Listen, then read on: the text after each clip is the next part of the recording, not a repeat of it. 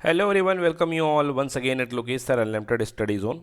Start कर रहे हैं चैप्टर रैखिक प्रोग्रामिंग क्लास 12th का, जो कि एक थ्योरेटिकल चैप्टर है और लगभग किसी भी एग्जाम में, कॉम्पिटेटिव एग्जाम में ये पूछा नहीं जाता है। बट इसकी प्रैक्टिस आपको करके जानी पड़ेगी एज आपके सिलेबस में है। तो आइए, इसके लिए कुछ महत्वपूर्ण बिंदु हैं। सबसे पहले मैं उनको स्टार्ट करता हूँ कि किस तरीके से आप किसी रेखा को ड्रॉ करते हो। ओके, तो सबसे पहले मैं बताऊंगा इसके बारे में आपको आसामिका को। ओके, क्या जानेंगे आप आसामिका? असमीका। देखिए, समीका का मतलब क्या होता है? समीका का मतलब होता है समीकरण। समीका का मतलब होता है समीकरण। ओके, और समीकरण की वैरायटी क्या होती है? समीकरण होता है a x plus b y plus c is equal to zero. ये जीरो के इक्वल रहता है। बट ऐसा व्यंजक, ऐसा एक्सप्रेशन है ना, जो जीरो के बराबर ना हो, या तो जीरो से बड़ा हो या जीरो से छोटा हो, उसको हम बोलते हैं आसमीका। तो देखिए, कुछ आसमीका मैं आपके सामने लिखता हूँ। A x plus b y plus c greater than zero. दूसरा, a x plus b y plus c less than zero. तीसरी आसमिका, a x plus b y plus c greater than और इक्वल टू जीरो। ओके, और एक और बनती है a x plus b y plus c less than और equal to zero. तो देखिए, ये चार प्रकार की आसमिकाएं आपने क्लास 11th में पढ़ के आए हैं। महत्वपूर्ण क्या है? महत्वपूर्ण है कि इनको ड्रॉ करना। महत्वपूर्ण है इनको ड्रॉ करना। तो इनको बनाया कैसे जाता है किसी प्लेन पे? तो देखिए, इनको प्लेन पे बनाने के लिए सबसे पहले आपको क्या लेना है?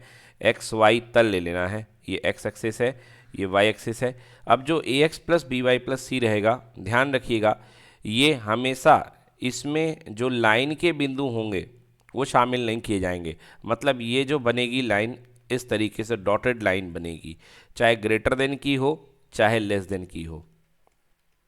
ओके, ये हमेशा डॉटेड लाइन बनेगी। अगर आपके पास ग्रेटर और इक्वल है, ओके, तो आपको ये लाइन बिल्कुल डार्क रखनी है। ओके, या लेस देन है या ग्रेटर है बट इक्वल लगा हुआ है, तो आपको लाइन क्या रखनी है? डार्क रखनी है। आइए एक एग्जाम्पल के थ्रू समझाता हूँ आपको कि किस तरीके से आप इस क्वेश्चन को कर सकते हैं। देखिए, मान लीजिए आपके पास कोई समीकरण है 3x plus 5y minus 15 is greater than और इक्वल टू जीरो।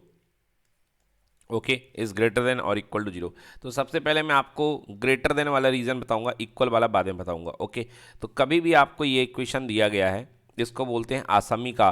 तो आप क्या करिए, इससे बनने वाली लाइन को कहीं कोने पर लिख लीजिए। तो लाइन क्या बनेगी? इससे इससे बनने वाली लाइन है 3x plus 5y minus 15 equal to कितना? जीरो। इससे आपको लाइन का एग्जैक्ट जाने का तरीका पता चल जाएगा। अब देखिए, दो तरीके हैं आपके पास में। अब आपको क्या है? लाइन को ड्रॉ करना है। तो आप ये देखो कि ये लाइन एक्सेस को, अक्षों को कहाँ पर काट रही है। तो अक्षों पर काटने के दो तरीके होते हैं निकालने के। या तो लाइन को अंतःखंड रूप में बदल लो। अंतःखंड रूप क्या होता है? X upon a plus y upon b equal to 1, ये होता है अंतःखंड रूप। ओके, तो इसके लिए क्या करना पड़ेगा आपको? 3x प्लस 5y, 15 को वहाँ ले जाओ, ले गए, और 15 का पूरी इक्वेशन में डिवाइड कर दो। तो 3x upon 15 plus 5y upon 15 equals to कितना हो गया? 1। सो ये कितना हो गया? 3 से 15 काट दीजिए, तो x upon 5 plus y upon 3 equal to 1। तो x में कितने का अंतःखंड? 5 का। y में कितने का अंतःखंड? 3 का। तो x में 5 का अंतःखंड हो गया, y में 3 का अंतःखंड हो गया। मतलब ये लाइन एक मोटा मोटे हिसाब से x में 5, मतलब ये बिंदु क्या होगा? 5,0, वाई में 3, मतलब ये बिंदु क्या होगा? 0,3। एक तो तरीका ये है। दूसरा तरीका एक और है। जैसे 3x plus 5y minus 15 equal to zero. तो एक तरीका ये है कि अगर आपको x अक्ष पर बिंदु प्राप्त करना है तो y का मान जीरो डाल दो। तो y का मान अगर जीरो आप डालते हैं तो देखो ये बन गया 3x माइनस प्लस 5y हो गया जीरो, माइनस 15 बराबर जीरो। तो 3x इक्वल टू 15। तो x का मान कितना आ गया? 5 आ गया। एक तरीका ये है, ये आपने x का मान ज्ञात कर लिया, तो x है 5 और y कितना है? जीरो। अगर आप y जीरो डाल देंगे तो x मिल जाएगा। y जीरो डालिए तो 3x माइनस ये 5/, प्लस 5/0 हो गया, माइनस 15 इक्वल टू जीरो हो गया। तो 3x इक्वल टू हुआ प्लस का 15, x इक्वल टू कितना हो गया? 3, और y कितना है? जीरो। तो पॉइंट क्या बन गया है ना?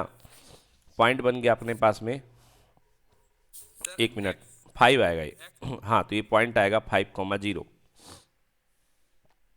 और ऊपर यहाँ पे y जीरो डाला था ना, ओहो 2 बार मैंने y ही जीरो डाल दिया, एक बार मेरे को x जीरो डालना था। चलिए क्योंकि y एक्सेस में तो x जीरो होगा ना, तो मेरे को x जीरो डालना है, मैंने y जीरो डाल दिया इसलिए दोनों पॉइंट रिपीट हो गए। तो आइए एक बार x जीरो में डालता हूँ, तो x इक्वल टू जीरो डालूंगा, तो ये देखिए 5y minus 15 equal to zero, तो y इक्वल टू कितना आ गया 5, तो पॉइंट क्या बन गया 0,5। तो दो तरीके हैं, आप चाहो तो ये वाला लगाओ, आप चाहो तो ये वाला लगाओ, मगर मेरे को ये बेस्ट लगता है क्योंकि इसमें मेरे को 2 बार मेहनत नहीं करनी पड़ती, एक बार में सारा का सारा काम बन जाता है। अब देखिए, अब यहाँ पर आपके पास क्या है, ग्रेटर देन जीरो है, इक्वल नहीं है। ग्रेटर देन जीरो जब होता है तो बनता है ओपन हाफ प्लेन, ठीक है ना, मतलब खुला वाला पार्ट बनता है। ग्रेटर देन जीरो अगर है तो आपका खुला वाला बनेगा। तो इन बिंदु से होके दो बिंदु आपके पास में, एक ये है और एक ये है, ओके। स्केल रख करके आप जो है ड्रॉ कर दीजिए एक लाइन, मगर कैसी रहेगी, डॉटेड लाइन रहेगी क्योंकि खुला रीजन है। ये देखिए इस तरीके से आपने एक डॉटेड लाइन जारी कर दी, ओके। अब देखिए एक बात सुनिए, आप बहुत काम की बात बता रहा हूँ। देखिए आपके पास कोई इक्वेशन जैसे है, आपके पास कोई इक्वेशन है a x plus b y plus c equal to zero, तो ये क्या देता है इक्वेशन, ये देता है आपको लाइन के ऊपर के बिंदु, मतलब आपको ये सारे लाइन के ऊपर के बिंदु देगा, ओके। बट अगर आपके पास इनइक्वालिटी दी गई है a x plus b y plus c greater than zero, तो आपको क्या कहेगा, वे बिंदु जिनके लिए इसका मान, इस एक्सप्रेशन का मान जीरो से बड़ा हो, तो ये कहाँ जाएगा, बाहर की तरफ जाएगा, क्योंकि जीरो से बड़े मान जो है इधर की तरफ, लाइन से ऊपर की तरफ जाएंगे। मतलब जब भी आप इनइक्वालिटी लगाते हैं तो आपको किसी लाइन के बिंदु नहीं मिलते हैं, आपको एक पूरा रीजन मिलता है, रीजन REGION, रीजन को हिंदी में क्षेत्र बोलते हैं, इलाका बोलते हैं। तो मतलब जो इनइक्वालिटी होती है वो आपको सरल रेखा के बिंदु नहीं देगी, ये कोई गैर सरल रेखा के बिंदु दे या ना दे वो एक अलग बात है, बट आपको क्या देगी, इलाका देगी, रीजन देगी। तो इनइक्वालिटी आसामी का क्या देती है, रीजन देती है। दूसरा, अगर a x plus b y plus c less than zero है तो आपको कहाँ का रीजन मिलेगा, नीचे का। अब आप कैसे पता चलोगे सर कि नीचे का कौन सा है ऊपर का कौन सा है, क्या हमेशा लेस देन साइन को देख करके, नहीं नहीं, बिलीव मत करना, हमेशा लेस देन साइन को देख करके। उसका कारण ये है क्योंकि बेटा ध्यान से देखो, सी का कोई निशान तुमको पता नहीं है, हो सकता है सी -5 हो सकता है सी +5 हो।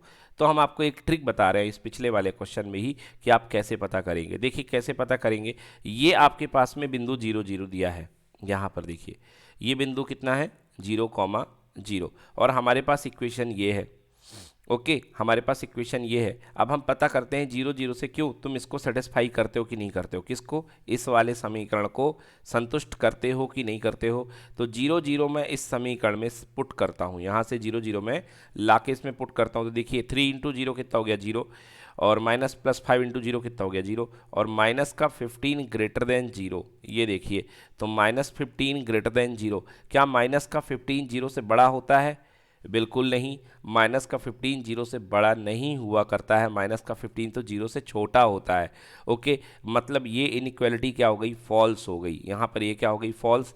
मतलब जो ओरिजिन होगा, ओरिजिन की तरफ का रीजन शेड नहीं होगा, कहाँ का रीजन शेड होगा, बाहर की तरफ का, यस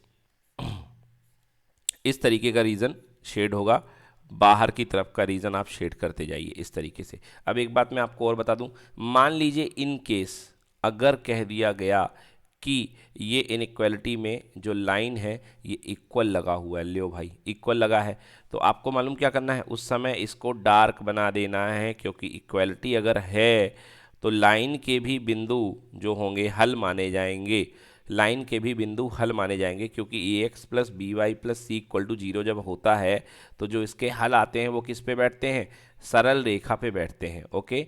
तो इसमें जो हल आता है, हल के बिंदु किस पे बैठते हैं, सरल रेखा पे। तो इसलिए जिस समय इक्वल टू 0 लगा है तो आपको क्या करना है, आपको वहाँ पे लाइन के भी बिंदु लेने हैं। एनीवे तो ये सारी की सारी बातें पूरी हो गई इससे रिलेटेड। अब आइए, अब एक करना क्या है हमें, अब हमें करना है लीनियर प्रोग्रामिंग समस्याएं, ठीक है ना, लीनियर प्रोग्रामिंग समस्याएं। देखिए लीनियर प्रोग्रामिंग समस्याओं का उपयोग क्या है, पहले मैं आपको बता दूं। आप जीवन में कोई भी बिजनेस करें तो बिजनेस जो होता है कई मापदंडों पे किया जाता है कि किसी चीज़ की उपलब्धता कितनी है, लेबर मिलेगा कि नहीं मिलेगा, मशीन कितना चलेगी, बिजली उपलब्ध है कि नहीं है, पानी उपलब्ध है कि नहीं है। और जब सारी चीज़ें हो जाती हैं उसके बाद आप एक अपनी फिजिबल कंडीशन यानी सुसंगत क्षेत्र बनाते हो कि हमें इतने में काम करना है। जैसे कि हर किसी काम को करने का दायरा होता है, तो कुल मिलाकर के आप इस प्रॉब्लम में अपना दायरा सुनिश्चित करोगे कि हमारा दायरा क्या है। ओके, हमारा दायरा क्या है। कोई भी काम आप करोगे तो आप अपना दायरा सुनिश्चित करोगे कि मुझे इस दायरे के अंदर पढ़ना है। जैसे आप अभी पढ़ाई कर रहे हो तो पढ़ाई के लिए इस समय आपकी प्राइमरी चीज़ क्या है, रिजल्ट लाना। तो रिजल्ट लाने के लिए आपने अपना दायरा सुनिश्चित कर लिया कि मुझे इतने के अंदर रह करके ही पढ़ाई करनी है। कारण क्योंकि अगर आप इसके बाहर जाते हो, अब आप सोचोगे कि नहीं नहीं मैं तो अपना दायरा बढ़ाऊंगा, एग्ज़ाम का टाइम है, बट मैं अपनी काय की प्रिपरेशन करूंगा, मैं इंजीनियरिंग की किताबें पढ़ने लग जाऊं या मैं कुछ और पढ़ने लग जाऊं, है ना, मैं अपने टैलेंट के लिए कुछ जो मेरे को अच्छा लगता है, जो भी आपके अंदर स्किल है आप उस पर काम करने लग जाओ, बट वो काम में नहीं आएगा। क्यों? क्योंकि आपके पास एक पर्टिकुलर टास्क है जो काम है, जैसे काम है रिजल्ट बढ़ाना, रिजल्ट लेकर के आना, और रिजल्ट आपका 5 सब्जेक्ट से बनेगा। ओके, तो रिजल्ट के लिए मान लीजिए रिजल्ट है, तो रिजल्ट आपका एक पर्टिकुलर जोन के अंदर ही काम करने में बनेगा। तो इस रिजल्ट को अधिकतम करने के लिए या न्यूनतम करने के लिए आपको एक क्षेत्र की आवश्यकता होती है, उसे बोलते हैं, इस रीजन को बोलते हैं सुसंगत क्षेत्र। इस रीजन को बोलते हैं हिंदी में सुसंगत क्षेत्र, हिंदी में इंग्लिश में फिजिबल रीजन बोलते हैं। अब ये सुसंगत क्षेत्र यहाँ तो मैंने इस तरीके का दिखाया है, बट आप जब एलपीपी लगाओगे, लीनियर प्रोग्रामिंग प्रॉब्लम को डायरेक्टली हम लोग बार बार एलपीपी बोलेंगे, तो जब आप एलपीपी लगाओगे तो आपको सुसंगत क्षेत्र कुछ इस तरीके का मिलेगा। ओके, जैसे एक ये मिल गया, एक ये मिल गया। ओके, इस तरीके से तो आपके पास सुसंगत क्षेत्र शायद ये आ गया मान लीजिए। ओके, इस तरीके से तो फिर आपके पास कुछ कॉर्नर निकलेंगे और उन कॉर्नर पर आपको वैल्यू चेक करनी पड़ेगी। किसकी वैल्यू चेक करनी पड़ेगी? जिस जिस फलन की वैल्यू चेक करनी पड़ती है उसे बोलते हैं उद्देश्य फलन। उसे क्या बोलते हैं? उद्देश्य फलन। और इसे जेड से निरूपित किया जाता है। उसे किससे निरूपित किया जाता है? जेड से। आइए खैर क्वेश्चन देखेंगे तो बड़े अच्छे समझ में आएगा। ये तो थ्योरेटिकल बातें हैं तो उतना ज़्यादा मन नहीं लगता है, क्वेश्चन देखेंगे तो बड़े प्यार से पूरा पूरा समझ में आएगा। तो आइए देर ना करते हुए क्वेश्चन देखते हैं। ये देखिए भाई साहब, आपके पास क्या कह रहा है? फलन p equal to 2x plus 3y का अधिकतम मान ज्ञात कीजिए। पहला क्वेश्चन मैं अपने हाथों से करवा दूं, फिर इसके बाद तो आप लोग फिर खुद ही करेंगे। यस यस, ये देखिए, तो इस तरीके का ही सवाल आपको आना है, ठीक है ना। कह रहा है कि फलन p equal to 2x plus 3y। अब इसको ऐसा समझिए, आपकी दैनिक जिंदगी में यदि बात की जाए तो p for profit, p for क्या है? प्रॉफिट है। अगर आपको कोई एक इकाई चीज़ बेचने में 2 रुपये का प्रॉफिट मिलता है तो x चीज़ों को बेचोगे तो कितने का प्रॉफिट मिलेगा? 2x का। अगर आप दूसरी चीज़ y बेच रहे हो, जैसे मान लो पेन है और पेन है ढक्कन है, तो पेन में आपको एक पेन में 3 रुपये का प्रॉफिट मिलता है ना। तो आपके पास टोटल y पेन है तो कितने का प्रॉफिट मिलेगा? 3y का। सुन लो ध्यान से, एक पेन में आपको कितने रुपए का प्रॉफिट मिलता है? 3 रुपये का। तो आपके पास y पेन है तो y पेन में कितने का प्रॉफिट मिलेगा? 3y का। दूसरी बात, ये x क्या है? इसकी इंक है। अगर एक इंक की डिब्बी में आपको 2 रुपये का प्रॉफिट मिलता है तो अगर टोटल x आपके पास इंक की डिब्बी पर डे आपकी कंपनी प्रोडक्ट कर रही है तो टोटल प्रॉफिट आपका कितना होगा? 2x। इस तरीके से जो प्रॉफिट जनरेट होगा ऑल टोटल पेन का और इंक का, that is equal to 2x plus 3y। 2x plus 3y। अब आपको इस प्रॉफिट को निकालना है कि ये प्रॉफिट सबसे ज़्यादा कब होगा, है ना। ये प्रॉफिट सबसे ज़्यादा कब होगा, मतलब x और y के वे मान बताने हैं जिसके लिए ये प्रॉफिट सबसे ज़्यादा हो। मतलब x का मतलब कितनी डिब्बी इंक बनाओ, कितनी इंक बनाओ, और y का मतलब कितने पेन बनाओ, कितने पेन बनाओ। ओके, तो आपको बताना है कि आप पर डे में कितनी इंक और कितने पेन बनाओगे जिससे कि आपकी कंपनी आपको सबसे ज़्यादा प्रॉफिट दे। ये है इस क्वेश्चन का एक्चुअली देखा जाए तो मीनिंग। और बाकी तो खैर आपके एग्ज़ाम में वर्ड प्रॉब्लम नहीं आनी है, आपके एग्ज़ाम में तो सीधी सीधी ऐसी क्वेश्चन आनी है, तो ज़्यादा दिक्कत होने वाली नहीं है। आपको एक इक्वेशन दिया रहेगा और इसके बाद आपको शर्तें दी रहेंगी। तो ये इक्वेशन तो मैंने बता दी आपको, प्रॉफिट फंक्शन मैंने बता दिया, इसको बोलते हैं क्या हम लोग, इसको बोलते हैं प्रॉफिट फंक्शन। ओके, इसे बोलते हैं उद्देश्य फलन। अब उद्देश्य आपका लाभ कमाना भी हो सकता है, उद्देश्य आपका कुछ और भी हो सकता है। आते वाले समय में आपको उद्देश्य अलग अलग दिखते जाएंगे, बट ज़्यादातर आपको लाभ कमाना ही उद्देश्य होगा। तो फिलहाल पी के नाम से दिया गया है, पी इक्वल टू कितना दिया गया है, 2x प्लस 3y। किसी किसी क्वेश्चन में जेड भी दिया होगा, तो खैर उससे चिंता की बात नहीं है, जेड बोल दे, पी बोल दे, कुछ भी बोल दे, आपको दिक्कत नहीं करना है। अब आइए देखते हैं अगले प्रतिबंधों को, ध्यान से देखिए। प्रतिबंध देखिए, x is greater than zero. भाई x is greater than zero क्या होता है, एक्स ग्रेटर देन जीरो मतलब ये वाला क्षेत्र, मतलब धनात्मक एक्स अक्ष। तो कॉपी में लिख लीजिए, एक्स ग्रेटर देन जीरो का मतलब होता है धनात्मक एक्स अक्ष, और y ग्रेटर देन जीरो मतलब धनात्मक y अक्ष। तो बच्चों ये तो आपको हर सवाल में मिलेगा, क्योंकि जो होना है वो तो रियल दुनिया में ही होना है। तो ये किस में होगा, प्रथम चतुर्थांश में होगा, जहाँ भी x भी पॉजिटिव है और y भी पॉजिटिव है। क्यों भाई, अगर आप कोई चीज़ निगेटिव ले लोगे तो आप कहोगे पेन की संख्या, पेन का दाम 3 रुपये है और पेन की संख्या नेगेटिव, कभी हो ही नहीं सकता। इंक की संख्या नेगेटिव, कभी हो ही नहीं सकता। तो जो भी होना है वो कहाँ होना है, ग्रेटर देन जीरो में होना है। तो इसलिए जो ये जो दो शर्तें होते हैं, इनको दो प्रतिबंध होते हैं, है ना, कौन कौन से, x ग्रेटर देन और equal to zero and y greater than और इक्वल टू जीरो, इनको बोलते हैं हम लोग मूल प्रतिबंध। ये सबसे इंपॉर्टेंट है, ये तो होंगे ही, इनकी तो बात छोड़ दो, ये तो होना ही है। तो ये x एक्सिस और ये y एक्सिस, ठीक है ना। थोड़ा जगह लेके मैं बनाता हूँ, नहीं तो डायग्राम फिर मज़ा नहीं आएगा। चलिए मैं थोड़ा जगह ले लेता हूँ।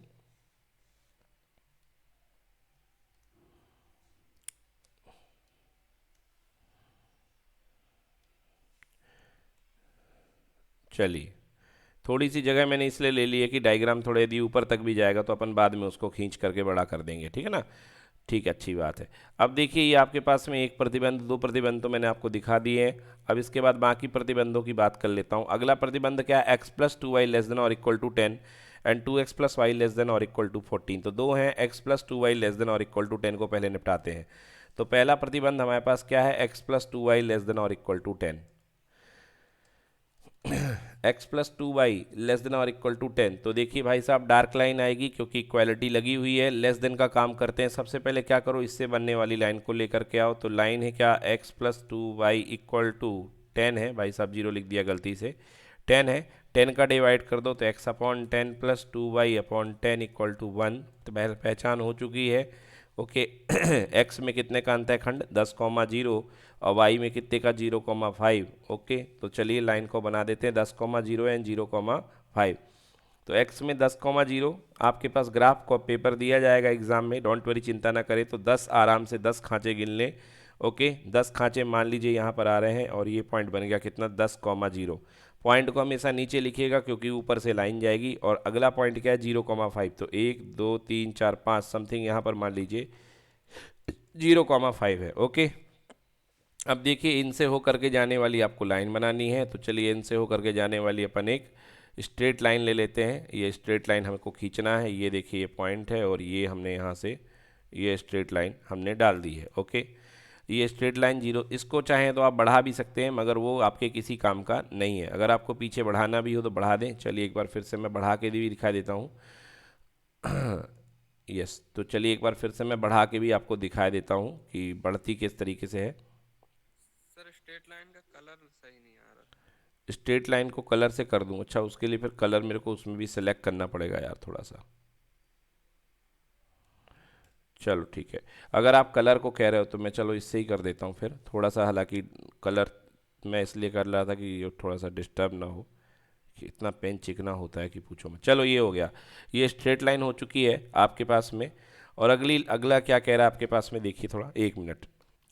चलिए तो देखिए इसके बाद क्या करते हैं, ये लाइन ड्रॉ कर दी है। अब इसके बाद देखते हैं कि रीज़न कहाँ जाएगा, क्योंकि देखिए इनइक्वालिटी है, इक्वालिटी नहीं है, आसामिका है। तो आसामिका में रीजन का सिलेक्शन करना पड़ता है। तो हम पूछेंगे 0 0 भाई साहब क्या ख्याल है तुम्हारा लाइन के प्रति। तो लाइन के प्रति ख्याल पता करने के लिए 0 0 को पुट कर दिया। तो 0 0 कह रहा है कि 0 लेस देन 10, जो कि सत्य है। मतलब 0 0 क्या कर रहा है, इसके रीज़न को सेटिस्फाई कर रहा है, मतलब 0 0 इसके रीज़न में आएगा। और 0 0 को रीजन में लाने के लिए आपको लाइन को अंदर की तरफ शेड करना पड़ेगा। अब ये देखिए, आप लाइन को अंदर की तरफ शेड करिए। ओके, देखिए बाहर का कोई मतलब नहीं है, आप बाहर शेड कर भी देंगे तो वो यूजलेस है, क्योंकि जो भी आपको काम करना है यहाँ पे करना है। अब आप कहेंगे कि नहीं सर हम इसको भी कर रहे हैं, तो भाई कर दो, कोई दिक्कत वाली बात नहीं है, कोई उससे फ़र्क नहीं पड़ने वाला है। करो तो ठीक, ना करो तो ठीक, ठीक है ना। तो इस तरीके से आपने इसको क्या कर दिया भाई, शेड कर दिया। चलो पहला हो गया। अब इसके बाद देखिए दूसरी इनइक्वालिटी क्या बनी हुई है। दूसरी इनइक्वालिटी दी गई है भाई साहब अपने पास 2x plus y less than और इक्वल टू 14। तो आइए इसको भी सॉल्व कर लेते हैं। दूसरी इनइक्वालिटी को 2x plus y less than और इक्वल टू 14 है ना। तो ये देखिए 2x plus y less than और इक्वल टू कितना है, 14 है। तो इससे बनने वाली सबसे पहले रेखा बना लीजिए। तो इससे बनने वाली रेखा 2x plus y less than equal to 14 divide कर दीजिए। तो 2x upon 14 plus y upon 14 equals to कितना हो गया, 1। तो x में 7 का कटेगा और y में कितना, 14 इक्वल्स टू 1। तो x में कटने वाला पॉइंट कितना हो गया, 7,0 और 0,14। तो आइए ड्रॉ करते हैं 7,0 और 0,14। देखिए 10 था तो 10 के पीछे आएगा यकीनन 7,0, तो 10 के पीछे 3 यहाँ पे ले लीजिए, लगभग लगभग, थोड़ा और पीछे ले लीजिए तो अच्छा लगेगा। इसको मिटा देता हूँ। अरे भाई साहब 1 मिनट रुक जाइए। ये देखिए दुर्घटना हो गई, सीधे फाइल ही उड़ गई है।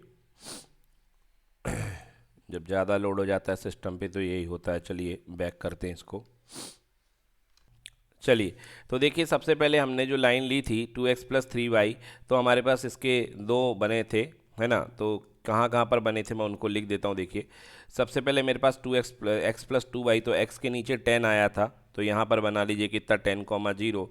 और y में कितना आया था, y में आया था 0,5। तो ऐसे मत लिखिएगा जैसे 5 लिखा है इन भाई साहब ने, 0,5 बना लिया है आपने। ओके, देन इसके बाद 2x plus y less than और इक्वल टू 14। जब इसको आपने सॉल्व किया तो इस तरीके से लाइन जाएगी, जाने दीजिए इसको। 2x plus y less than और इक्वल टू 14, तो ये वाला पॉइंट क्या बन गया, ये वाला पॉइंट बन गया 7,0। और ऊपर ये लाइन जाती जाएगी जाती जाएगी जाती जाएगी, कहीं यहाँ पर कट कर देगी तो कट करेगी। अगर आप बढ़ाना चाहो तो बढ़ा सकते हो, बट डायग्राम ख़राब हो जाएगा थोड़ा सा। ओके, कुछ ज़्यादा ही ऊंचाई पे इसने ले लिया है 7 जो है, हाँ ठीक है। तो इस तरीके से ये लाइन जाएगी, चलो बढ़ा ही देते हैं, और फाइनली यहाँ पर आकर के कट कर देगी। ओके, तो ये पॉइंट क्या बनेगा आपके पास में, ये बनेगा 0,14। ऊपर ये जो पॉइंट बनेगा ये क्या बनेगा, यहाँ लिख देता हूँ मैं 0,14। ठीक है, तो ये इस तरीके का डायग्राम आपके पास में बन जाएगा। अब देखिए इसकी इनइक्वालिटी आपको ड्रॉ करनी है। ये वाला रीज़न तो आपने ड्रॉ कर लिया है, कौन सा वाला, पहला वाला रीज़न मैंने वहाँ पर किस कलर से ड्रॉ किया था, येलो कलर से। तो यहाँ भी मैं येलो कलर से इसको ड्रॉ करता हूँ। देखिए फर्स्ट वाला रीज़न जो है अंदर की तरफ आ रहा है। ओके, पहला वाला रीज़न कहाँ आ रहा है, अंदर की तरफ। अब दूसरा वाला रीज़न देखिए क्या है, 2x plus y less than और इक्वल टू 14, जिसको मैंने स्काई कलर से किया था। तो 2x plus y less than और इक्वल टू 14। तो ओरिजिन से पूछते हैं भाई क्या ख्याल है तुम्हारा, तो 2 इंटू 0 प्लस 0 लेस देन और इक्वल टू 14। 14 का नेक ख्याल है, बिल्कुल मैं इसके रीज़न के अंदर हूँ। तो चलिए इसको ड्रॉ करते हैं। अब ये देखिए इसको भी मैंने ड्रॉ कर दिया। तो कहाँ तक ये लाइन जा रही है ये देखिए। तो आई होप आपको समझ में आ रहा होगा कि हमारे पास जो ओवरलैपिंग रीजन है, जो मतलब हमारे पास फिजिबल क्षेत्र बन रहा जिसमें दोनों परिस्थितियां समग्र रूप से इसको सेटिस्फाई कर रही हैं, वो ये बन रहा है। देखिए यहाँ से शुरू हुआ है और इसके बाद ये गया ये गया ये गया ये गया ये गया, ये है और ये है। बताइए कोई दिक्कत है क्या, इतने समझने में कोई प्रॉब्लम है क्या, बोलो बच्चों। No sir. ओके, तो देखिए एक आपके पास अब मेन बिंदु तलाश करिए। देखिए आपके पास एक बिंदु कितना मिल चुका है, 0,0। दूसरा जो बिंदु मिल चुका है कितना मिल चुका है, 7,0। तीसरा बिंदु मिल चुका है 0,5 और चौथा बिंदु आपको नहीं मिला है। तो बहुत ही आसान है, देखिए इस दो बिंदु को देखिए, विचार कीजिए। यहाँ पर ये दो लाइनें आपस में भिड़ रही हैं, मतलब ये दोनों का कटान बिंदु है। तो हमने बहुत 10th क्लास में ऐसे क्वेश्चन करे हैं। एक क्वेश्चन है 2x plus Y equal to कितना है, 14। और दूसरा इक्वेशन है कितना, x plus 2y equal to कितना है, 10 है। तो 2 का गुणा कर दीजिए। तो यदि ये 2 का गुणा कर देंगे तो 2 हो जाएगा, ये 4 हो जाएगा, और ये कितना हो जाएगा, 2 10 जा 20 हो जाएगा। चलिए सॉल्व कर दीजिए, माइनस माइनस माइनस, इससे ये कैंसिल हो गया। 4 माइनस का -4y जो कि हो जाएगा -3y, और 14 में से 20 गए, माइनस का 6, माइनस से minus cancel, y equal to कितना आ गया 2 आ गया, मतलब यहाँ पर y की वैल्यू 2 आएगी, x की वैल्यू निकाल लीजिए, तो 2x प्लस y की वैल्यू 2 है इक्वल टू 14, 12 में से 2 गए, 14 में से 2 गए 12, तो x इक्वल टू कितना आ गया 6, तो ये पॉइंट भी मिल गया कितना 6,2। क्या करा, दोनों लाइंस को सॉल्व कर लिया और कुछ नहीं किया मैंने, तो ये पॉइंट भी मेरे को मिल गया क्या 6,2 मिल चुका है ये पॉइंट। अब 6,2 मिलने के बाद मेरे को 4 टोटल पॉइंट मिल चुके हैं। अब अगली मेथड लगाते हैं जिसका नाम है कॉर्नर पॉइंट मेथड। क्या लगाते हैं, कॉर्नर पॉइंट मेथड। उसके लिए थोड़े से डिब्बे बना लीजिए, इस तरीके से आपको डिब्बे बनाने हैं, देखिए है ना। ये देखिए सब कुछ आपने कर लिया है ना, इसको उद्देश्य फलन बोलते हैं। अब इसके बाद इसको लगाते हैं कॉर्नर पॉइंट मेथड। लिखेंगे लेखा चित्र में उभयनिष्ठ क्षेत्र रेखांकित है, ये लाइन आपको लिखनी पड़ेगी एग्जाम में। लेखा चित्र में उभयनिष्ठ क्षेत्र रेखांकित है जिसके शीर्ष ओ ए बी डी पर, ओ ए बी डी कहाँ है भाई साहब, ओ ए बी डी वही बिंदु हैं जो आपके पास में मिल रहे थे आपको, इनका नामांकन कर दिया गया है। देखिए ये ओ है, ये ओ है, ये वाला बिंदु ए है, इसका नाम छुप गया भाई साहब, ये ए है, ये क्या है, ये बी है, और ये क्या है, डी है। तो आपके पास ये जो क्षेत्र मिला है इसको बोलते हैं कॉन्वेक्स पॉलीगन, यानी उत्तल बहुपद, उत्तल बहुभुज।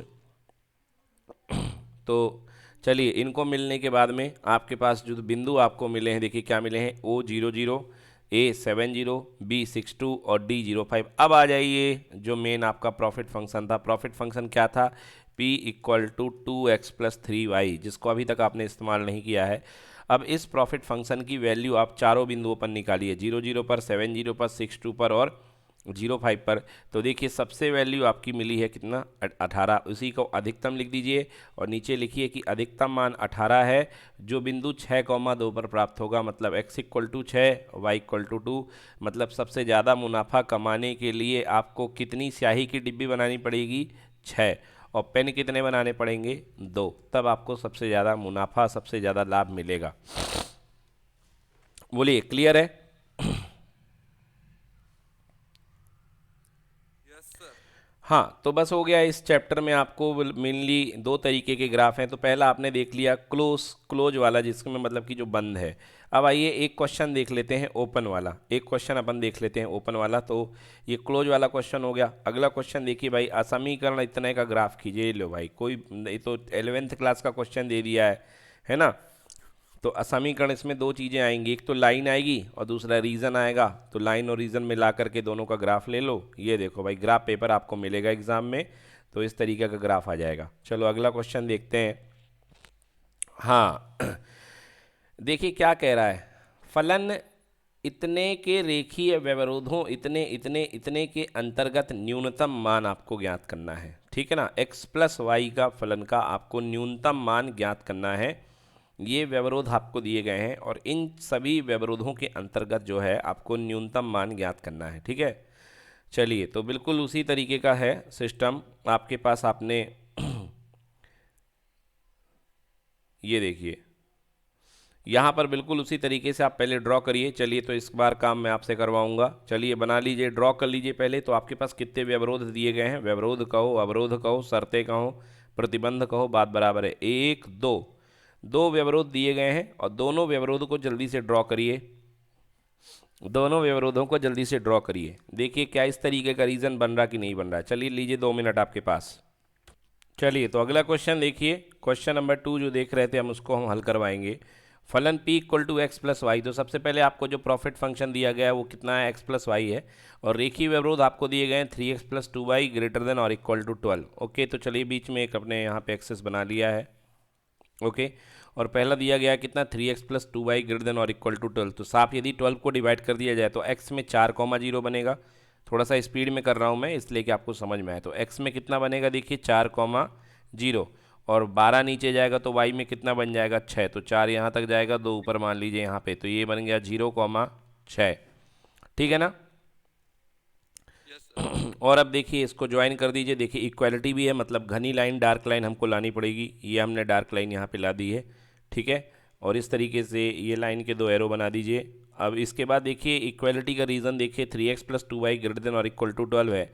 तो 0 0 से पूछिए कि क्या ख्याल है भाई, 0 0 को पुट कर दीजिए। तो 0 प्लस 0 ग्रेटर देन 12, और 0 12 से बड़ा, जो कि गलत होता है। मतलब जो रीज़न जाएगा वो कहाँ जाएगा, बाहर की तरफ। ओके, तो इस तरीके से रीज़न इसका कहाँ है? बाहर की तरफ फेंक दीजिए।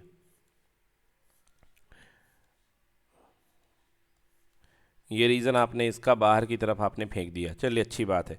अगला देखिए, x plus 3y equal to 11, तो x अपॉन 11 मतलब x में 11 का, ये तो बहुत ही लंबा चला गया, 4 4 8 और 11 लगभग यहाँ पर मान लीजिए, तो x में कितना चला गया? 11,0 और y में 3 अपॉन 11, वो भाई साहब y में कितना हो गया? 3 अपॉन 11 मतलब 0 पॉइंट समथिंग चला जाएगा। ये तो ग्राफ बहुत ही नीचे से आ रहा है ना? देखें ज़रा किताब में कैसा बनाया गया है। हाँ ठीक है, x में देखिए यहाँ पे 11 जा रहा है और y में 3 अपॉन 11, तो 3 अपॉन 11 मतलब 0 पॉइंट समथिंग जाएगा। ये तो बहुत ऊपर से निकाल दिया। नहीं, 11/3 बन जाएगा। ओके ओके ओके, देखो देखो देखो देखो देखो, x plus 3y equal to 11 है, तो x upon 11 plus 3y upon 11 equal to कितना? 1। तो मैं 3 अपॉन 11 देख रहा हूँ ना, मगर मुझे 3 अपॉन 11 नहीं देखना भाई। y divided by 11/3 equal to कितना? 1, है ना?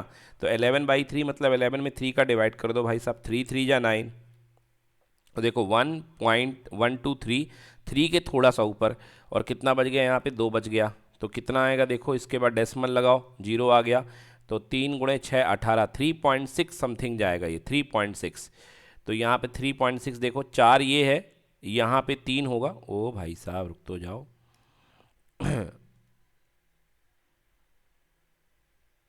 हाँ ये देखिए, ये 4 है, तो 4 के बाद में यहाँ पर कितना होगा? 3 होगा। तो मैं 3 ड्रॉ करता हूँ, देखिए यहाँ पर 3 होगा। ओके, थोड़ा पीछे ही ले लो तो ज़्यादा बेटर रहेगा, 3,0। और ये क्या होगा? हाँ क्या बोल रहे हो? हाँ बेटा बोलो। वाई अक्ष में होगा ना सर? नहीं, एक्स में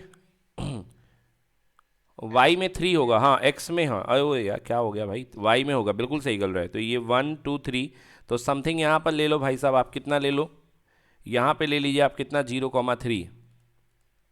ओके, और 3 के थोड़ा सा ऊपर, चलो तो इसी पॉइंट को मान लेता हूँ मैं, कितना माना है? 0,3/11/3 0,11/3। बच्चों याद रखना, पॉइंट जो हमारा आया है वो कितना आया है? 11/3 आया है। देख लो एक बार, ये देख लो, ये x में 11 है और y में 11/3 है। सही बताया आपने Shri, thank you so much. तो देखिए अब इसको जोड़ करके एक लाइन आप ड्रॉ कर लीजिए, x में 11 है और y में है, तो काफ़ी बड़ी लाइन जाएगी ये लो भाई साहब, ये अपने पास में लाइन आ चुकी है। अब इसका रीज़न देखते हैं, कह रहा ग्रेटर देन 11, तो ग्रेटर देन 11 मतलब कि 0 प्लस 0, 0 प्लस 0 ग्रेटर देन 11, जो कि फॉल्स है। तो फॉल्स है मतलब बाहर की ओर ओरिजिन शेड नहीं करेगा।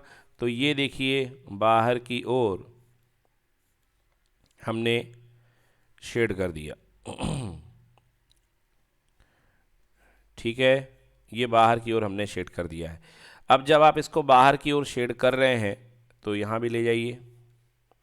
यस, अब देखिए आपके पास में क्या रीज़न बनेगा, पीछे से भी आ रही ना शेडिंग्स।